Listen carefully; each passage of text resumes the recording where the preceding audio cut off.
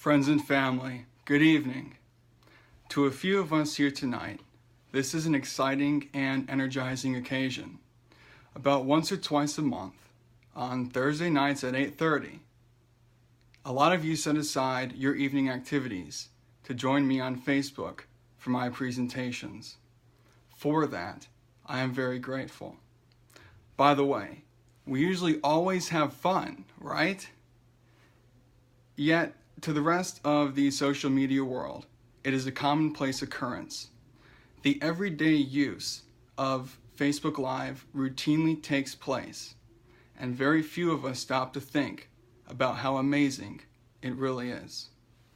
For many of my family and friends, some of whom only see me once or twice a year, this simple feature that we tend to take for granted is nothing less than a miracle. Last summer, when working out in the yard, I heard a loud chirping sound coming from one of the basement egress windowsills. After circling the house a couple times, I was able to identify the source of the noise. It was a little bird with a broken wing. The bird must have fallen into the windowsill and, in turn, could not get out. It took me a few minutes to reflect upon my discovery and, with God's help, find a solution to the problem. Do I get a shovel and scoop it out? Do I pick it up and risk damaging its wing even more? What do I do? You're probably wondering why I would go through such measures to save one little bird. Well, I'm here to tell you that the little bird represents something much greater than what I understood at the time. In my opinion, that little bird represents us here on earth, struggling and striving to get to where we need to be. No, I am not comparing my actions of saving the bird to those of God saving us, but simply using this as an example, a metaphor, to show how God can work in our own lives if we let Him. The bird could have easily knocked itself out, put up a fight, or even tried to bite me. I was wearing gloves at the time, but that's beside the point.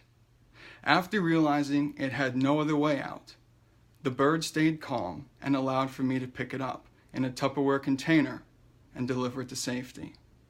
For a brief moment, it appeared as if the bird trusted me, something it did not know or had seen before. I don't know about you, but if I were a bird with a broken wing, trapped in an egress windowsill, or trapped wherever, and someone or something came at me with gloves and some form of containment, I wouldn't be too happy, nor would I willingly comply. Although God doesn't come at us with gloves or any other apparatus, He can still be intimidating. The idea of surrendering to Him and allowing Him to guide us is not easy. It's not easy. Nor is it easy to understand or put into action. Believe me, I was there. I've been there. I am there. I've been the bird with the broken wing, stuck and struggled to find my way.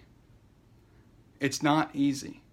I've come to the conclusion, though, through my own trials and tribulations, it is much easier to let go and let God. The bird let go and let me rescue it, realizing I was only there to help. Coincidentally, God is always there to help us. He suffered for us. He was humiliated for us. He died for us. You may be asking yourselves how I write these stories and if I write them solely for the purpose to hear and see myself speak. If so, the answer to your question is God. And no, I don't write them for myself. They are my gift to you.